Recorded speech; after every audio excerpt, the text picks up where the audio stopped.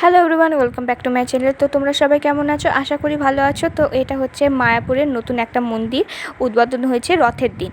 তো এটা অনেক পুরনো ভিডিও, সেটাই তোমাদেরকে আজকে দেখাবো। তো ভেতরে ঢুকেই দেখো খুব সুন্দর একটা মন্দির, সেটা এখন বন্ধ ছিল, তাই আমরাও দেখতে পেলাম না আর তোমাদেরকেও দেখাতে পারলাম না মন্দিরের ভেতরে কোন ঠাকুরটা আছে। তো তার ভেতরে ঢুকেই দেখো কৃষ্ণ ঠাকুর গোবর্ধন পর্বত তুলে দাঁড়িয়ে আছে। তো এখানে আমিও ভিডিও ফটো তুলে নিলাম একটুখানি। তার ভেতরে একটুখানি ঢুকেই দেখো কি সুন্দর পুকুরের মতন স্নান করার জায়গা, আর পেছন থেকে দেখো গোবর্ধন পর্বতটা খুব সুন্দর লাগছে। এখানে বসার মতনও জায়গা আছে, পার্কের মতন অনেকটা লাগছে দেখতেও। আর এখানে দেখো থাকার মতনও জায়গা আছে, যারা ঘুরতে আসো ভ্রমণ করতে আসো এখানে থাকতেও পারবে।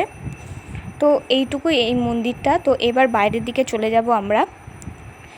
তো ভিডিওটা ভালো লাগলে অবশ্যই লাইক কমেন্ট শেয়ার করে দিও। তো আমরা এবার বেরিয়ে যাচ্ছি। তো বাইরেটা দেখো খুবই সুন্দর লাগছে। তো দেখা হচ্ছে নেক্সট ভিডিওতে। তো টাটা, বাই বাই।